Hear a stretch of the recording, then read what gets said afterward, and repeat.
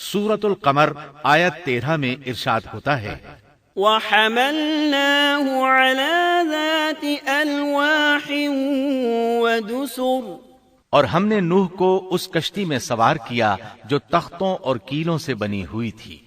نوح علیہ السلام نے دعوت کا کام چھوڑ دیا اور کشتی بنانے لگے۔ وہ لوگ جب انہیں کشتی بناتے دیکھتے تو ان کا مذاق اڑاتے، کہتے نوح پہلے تو نبی تھا، اب بڑھئی بن گیا۔ مزید کہتے یہ کیسا مجنون ہے کہ پہاڑ پر کشتی بنا رہا ہے، تعجب ہے اس پر۔ اللہ نے ان کافروں کے مذاق کا ذکر سورہ ہود آیات 38 اور 39 میں کیا ہے۔ وَيَصْنَعُ الْفُلْكَ وَكُلَّمَا مَرَّ عَلَيْهِ مَلَأٌ مِّن قَوْمِهِ سَخِرُوا مِنْهُ قَالَ إِن تَسْخَرُوا مِنَّا فَإِنَّا نَسْخَرُ مِنكُمْ كَمَا تَسْخَرُونَ فَسَوْفَ تَعْلَمُونَ مَن يَأْتِيهِ عَذَابٌ يُخْزِيهِ وَيَحِلُّ عَلَيْهِ عَذَابٌ مُقِيمٌ۔ نوح کشتی بنانے لگے، اس کی قوم کی جو جماعت اس کے پاس سے گزرتی وہ اس کا مذاق اڑاتی۔ وہ کہتے اگر تم ہمارا مذاق اڑاتے ہو تو ہم بھی تم پر ایک دن ہنسیں گے جیسے تم مسخرہ پن کر رہے ہو۔ تمہیں بہت جلد معلوم ہو جائے گا کہ کس پر عذاب آتا ہے جو اسے رسوا کرے اور اس پر ہمیشہ کا عذاب اتر آئے۔ اس کشتی کا حلیہ ابن عباس رضی اللہ عنہما سے ایک روایت میں یوں آیا ہے۔ وہ بیان کرتے ہیں کہ نوح علیہ السلام نے پہاڑ پر ایک کشتی تیار کی اور اسے تارکول سے لت پت کیا۔ اسی وقت سے تارکول کا ظہور ہوا۔ اس کشتی کا طول 300 گز، اونچائی 30 گز اور عرض 50 گز تھا۔ ایک اندازے کے مطابق اس کا طول 1 کلومیٹر سے زیادہ تھا اور اس کی بلندی اور گہرائی کے بارے میں کہا گیا ہے کہ 30 ہاتھ تھی، اور یہ کشتی عام کشتیوں کی طرح اوپر سے کھلی ہوئی نہیں تھی، بلکہ جس طرح اس کو نیچے سے بند کیا گیا تھا اسی طرح اوپر سے بھی بند کیا گیا تھا، تاکہ اوپر سے جو بارش برسے وہ انہیں نقصان نہ دے، اور جس طرح نیچے والے غرق ہونے سے محفوظ رہیں اسی طرح اوپر والے بھی محفوظ رہیں۔ گویا وہ ایک گیند کی مانند تھی۔ اس میں الگ الگ 3 درجے بنائے گئے تھے، ہر درجے میں ایک دروازہ تھا، اور یہ 3 دروازے اس طرح تھے کہ ہر دروازے کے اوپر ایک دروازہ تھا۔ یہ اس کشتی کا حلیہ تھا جس کے راوی ابن عباس رضی اللہ عنہما ہیں۔ یہ کشتی آج بھی موجود ہے۔ اللہ تعالیٰ نے اس کشتی کو بطور عبرت اور نشانی کے باقی رکھا ہے، جیسا کہ اللہ تعالیٰ فرماتے ہیں وَلَقَدْ تَرَكْنَاهَا آيَةً فَهَلْ مِن مُدَّكِرٍ، اور بے شک ہم نے اس واقعے کو نشانی بنا کر باقی رکھا، پس ہے کوئی نصیحت حاصل کرنے والا۔ اس صدی میں علماء کے ایک گروہ نے اس کشتی کو ترکی کے ایک پہاڑ پر پا لیا ہے۔ اب وہ 2 ٹکڑوں میں تقسیم ہو چکی ہے۔ اس کا حلیہ وہی تھا جو بیان ہوا۔ اللہ کا فرمان سچا ثابت ہو گیا کہ ہم نے اس کو نشانی بنا کر باقی رکھا ہے۔ اس کے بعد طوفان آیا۔ اللہ تعالیٰ نے نوح علیہ السلام کو اس طوفان کے ظہور کی ایک نشانی اور علامت بتلائی تھی۔ نوح علیہ السلام کے گھر میں ایک تنور تھا۔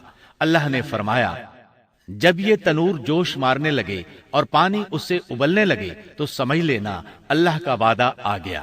چنانچہ اس وقت مومنوں کو اور اپنے اہل و عیال کو اور زمین پر بسنے والے تمام جانوروں کا جوڑا جوڑا اس کشتی میں سوار کر لینا۔ تنور سے کیا مراد ہے؟ اس کے متعلق مفسرین میں اختلاف ہے۔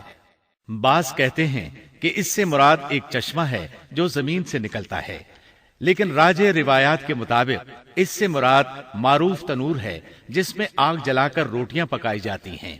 یہ تنور نوح علیہ السلام کے گھر میں تھا اور اسی کو اللہ نے طوفان کے آنے کی علامت بتایا اور فرمایا کہ جب یہ پھوٹ پڑے اس وقت ہر چیز کا جوڑا جوڑا کشتی پر سوار کر لینا۔ اللہ تعالیٰ سورہ ہود آیت 40 میں فرماتے ہیں حَتَّى إِذَا جَاءَ أَمْرُنَا وَفَارَتِ النور قل نحمل فيها من كل زوجين اثنين وأهلك إلا من سبق عليه القول وما آمن معه إلا قليل. یہاں تک کہ جب ہمارا حکم آ پہنچا اور تنور ابلنے لگا، ہم نے کہا اس کشتی میں ہر قسم کے جوڑے دوہرے سوار کر لے، اور اپنے گھر کے لوگوں کو بھی سوائے ان کے جن پر پہلے سے بات پڑ چکی ہے، اور سب ایمان والوں کو بھی. اس کے ساتھ ایمان لانے والے بہت ہی کم تھے. کشتی میں سوار ہونے والوں کی تعداد 80 بتائی جاتی ہے. چنانچہ جب تنور جوش مارنے لگا تو نوح علیہ السلام کشتی میں سوار ہو گئے. کشتی ان کی بستی میں لوگوں سے دور پہاڑ پر تھی. اللہ کی قدرت کہ تمام قسم کے جانور بھی کشتی کے پاس آ گئے. نوح علیہ السلام نے انہیں بھی سوار کر لیا. اللہ تعالیٰ سورۃ القمر آیات 11 اور 12 میں فرماتے ہیں: ففتحنا أبواب السماء بماء منهمر وفجرنا الأرض عيونا فالتقى الماء على أمر قد قدر. پس ہم نے آسمان کے دروازوں کو زور کی بارش سے کھول دیا اور زمین کے چشموں کو جاری کر دیا. پس اس کام پر جو پانی مقرر کیا گیا تھا خوب جمع ہو گیا. آسمان سے نازل ہونے والا اور زمین سے نکلنے والا پانی کتنا تھا، اس کا اندازہ اللہ ہی کو ہے. بہرحال اس پانی نے زمین پر رہنے والے انسان، چوپائے، حیوانات، غرض ہر چیز کو غرق کر دیا. اس بارے میں اللہ فرماتے ہیں: نوح نے اپنی قوم سے تنگ آ کر ہمارے حضور دعا کی. ہم تو ہیں ہی بہترین طور پر دعاؤں کے قبول کرنے والے. فوراً ان کی دعا قبول کر لی اور اس تکلیف اور ایذا سے انہیں بچا لیا جو انہیں کفار سے روزمرہ پہنچ رہی تھی، اور ان کی اولاد کو ہم نے باقی رہنے والی بنا دیا، یعنی انہی کی اولاد سے پھر سے دنیا آباد ہوئی، کیونکہ صرف وہی لوگ بچے تھے جو کشتی پر سوار تھے، اور ہم نے ان کا ذکر خیر پچھلوں میں باقی رکھا.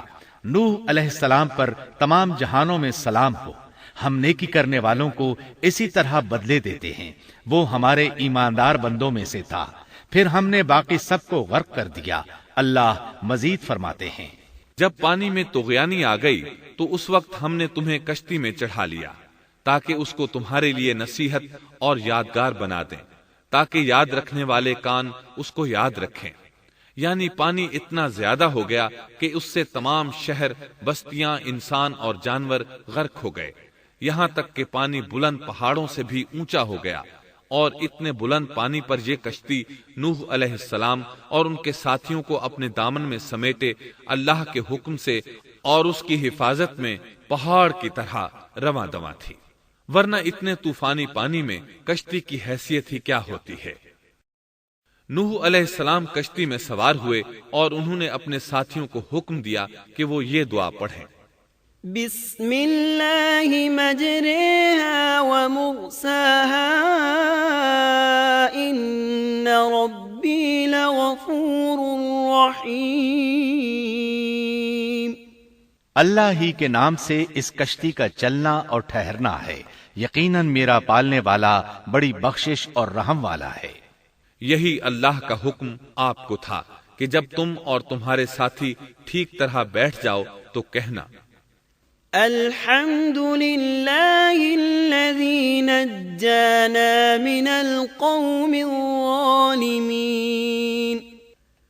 وقل رب انزلنی منزلا مبارکا وانت خیر المنزلین.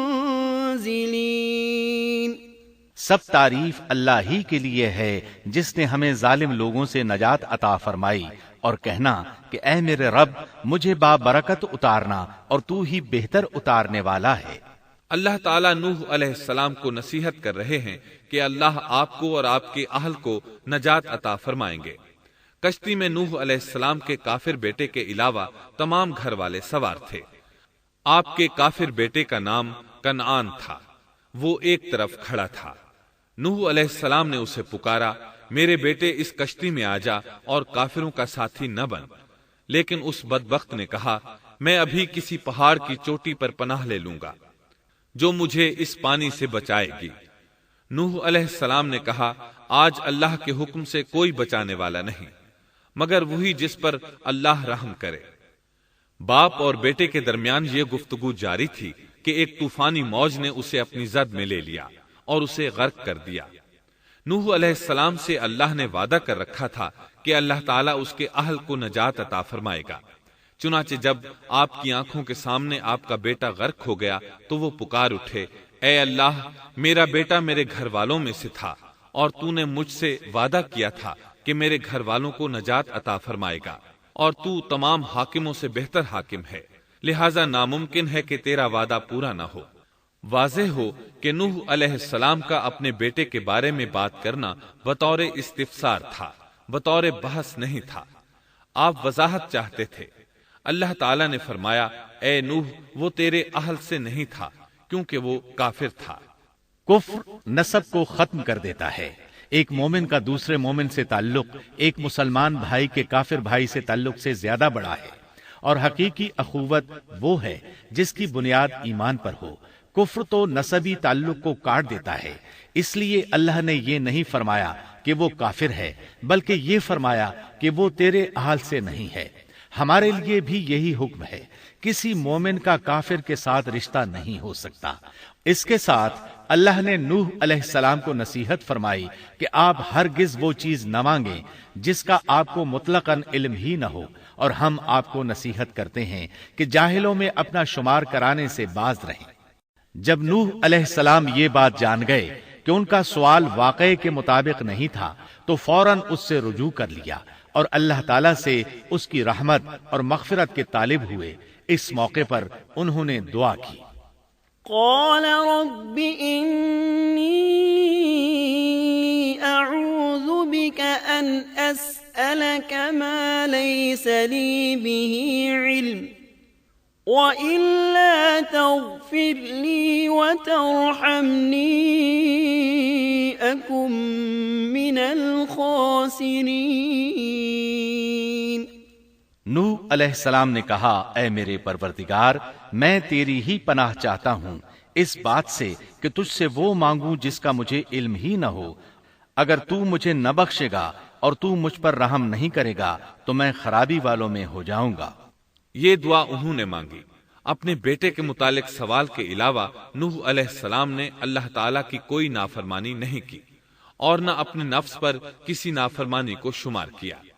کشتی نوح علیہ السلام اور ان کے ساتھیوں کو لیے پانی کی موجوں پر بلند ہو رہی تھی، اور زمین پر موجود ہر چیز، انسان، حیوانات، چوپائے، پرندے غرق ہو چکے تھے۔ ان میں کوئی بھی باقی نہیں بچا تھا۔ اگر کوئی زندہ بچا تھا تو کشتی والے۔ ابن عباس رضی اللہ عنہما سے روایت ہے کہ نوح علیہ السلام اور ان کے ساتھی 6 ماہ کشتی میں رہے، اور بعض روایات میں یہ بھی ہے کہ وہ محرم کی 10 تاریخ کو کشتی سے نیچے اترے۔ آخر اللہ کے حکم سے طوفان رک گیا۔ اللہ نے زمین کو حکم دیا کہ وہ تمام پانی کو نگل جائے۔ زمین نے سارا پانی نگل لیا، زمین خشک ہو گئی۔ اللہ تعالیٰ سورہ ہود آیت 44 میں فرماتے ہیں، وقيل يا أرض ابلعي ماءك ويا سماء أقلعي وغيض الماء وقضي الأمر واستوت على الجودي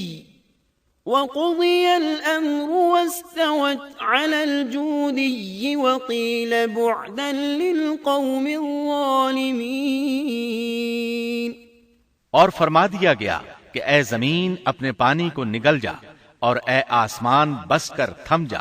اسی وقت پانی سکھا دیا گیا اور کام پورا کر دیا گیا، اور کشتی جودی نامی پہاڑ پر جا ٹھہری، اور فرما دیا گیا کہ ظالم لوگ اللہ کی رحمت سے دور ہیں۔ کشتی جودی پہاڑ پر جا کر ٹھہر گئی۔ اب انہیں حکم ہوا کہ سلامتی کے ساتھ کشتی سے اتر آئے۔ آپ پر بھی برکت نازل ہوگی، اور ان قوموں پر بھی جو آئندہ آپ کی نسل سے پیدا ہوں گی، اور آپ کی نسل میں سے کچھ لوگ ایسے بھی ہوں گے جنہیں ہم فائدہ تو ضرور پہنچائیں گے، پھر انہیں ہماری طرف سے دردناک عذاب پہنچے گا۔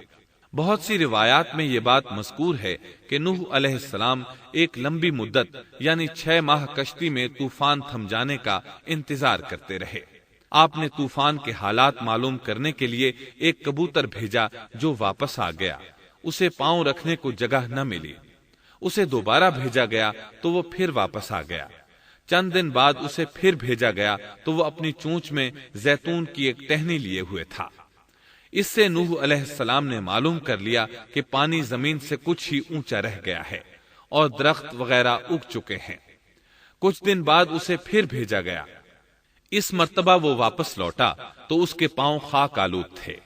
نوح علیہ السلام نے سمجھ لیا کہ طوفان رک گیا اور زمین خشک ہو چکی ہے۔ سیرت کی کتب میں یہ واقعہ موجود ہے۔ اسی کی بنیاد پر سیرت نگاروں کا کہنا ہے کہ کبوتر کا آنا سلامتی کی علامت تھا اور اس کی چونچ میں زیتون کی ٹہنی نوح علیہ السلام کی بادشاہت کی طرف اشارہ تھا۔ اس طرح نوح علیہ السلام زمین پر اتر آئے۔ اس وقت اولاد آدم میں سے کوئی انسان سوائے ان لوگوں کے زندہ نہیں بچا تھا۔ جزیرہ عرب، فلسطین اور ان کے ارد گرد کا علاقہ غرق ہونے سے محفوظ رہا۔ ان کے علاوہ تمام زمین غرق ہوئی تھی۔ سب کے سب طوفان کی نذر ہو گئے۔ صرف نوح علیہ السلام سے اولاد پیدا ہوئی اور زمین میں ان کی اولاد کے علاوہ اور کسی کی نسل باقی نہ رہی۔ اسی وجہ سے نوح علیہ السلام کو آدم ثانی اور ابو البشر ثانی کہا جاتا ہے، کیونکہ تمام کے تمام بشر انہی کی طرف منسوب ہیں۔ سورۃ الصافات آیات 75 تا 77 میں اسی طرف اشارہ ہے۔ وَلَقَدْ نَادَانَا نُوحٌ فَلَنِعْمَ الْمُجِيبُونَ وَنَجَّيْنَاهُ وَأَهْلَهُ مِنَ الْكَرْبِ الْعَظِيمِ وَجَعَلْنَا ذُرِّيَّتَهُ هُمُ الْبَاقِينَ۔ اور ہمیں نوح نے پکارا تو دیکھ لو کہ ہم کیسے اچھے دعا قبول کرنے والے ہیں۔ ہم نے اسے اور اس کے فرمانبرداروں کو اس زبردست مصیبت سے بچا لیا۔ اس کی اولاد ہم نے باقی رہنے والی بنا دی۔ ایک دوسرے مقام پر اللہ تعالیٰ دیگر امم اور رسولوں کے متعلق کلام کرتے ہوئے فرماتے ہیں، اے ان لوگوں کی اولاد جنہیں ہم نے نوح کے ساتھ چڑھا لیا تھا، وہ ہمارا بڑا ہی شکر گزار بندہ تھا۔ نوح علیہ السلام کے 3 بیٹے تھے، سام، حام اور یافس۔ سام کی نسل زیادہ تر سفید رنگت کی تھی اور بہت کم لوگ ان میں سیاہ فام تھے، البتہ کچھ ان میں گندمی تھے۔ حام کی اولاد کی اکثریت سیاہ فام تھی، ان میں بہت کم لوگ سفید رنگ کے تھے، اور یافس کی اولاد سرخی مائل رنگ کی تھی۔ عرب اور بنو اسرائیل سام کی اولاد ہیں، تمام حبش حام کی اولاد ہیں، ترک اور مشرقی ایشیا کے لوگ یافس کی اولاد ہیں۔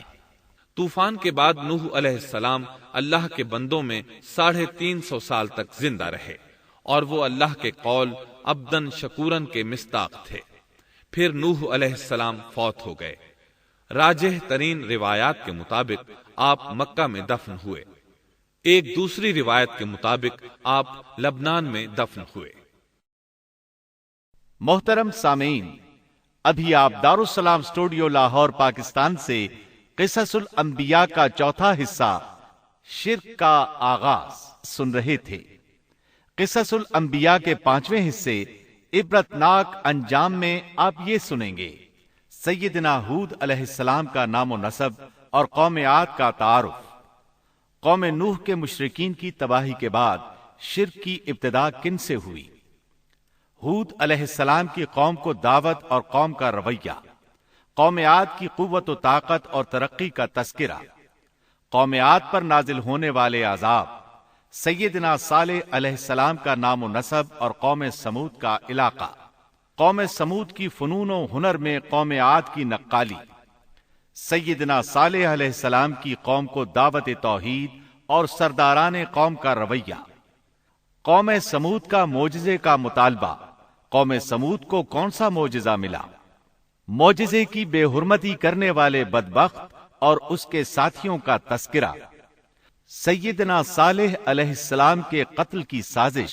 اور سازشیوں کی عبرتناک ہلاکت، رسوا کن عذاب سے قوم سمود کی تباہی و بربادی، اور سیدنا صالح علیہ السلام کا اظہار افسوس۔ قصہ قوم سمود سے ماخوذ فوائد و نتائج، حکمتوں اور عبرتوں کا مفصل تذکرہ۔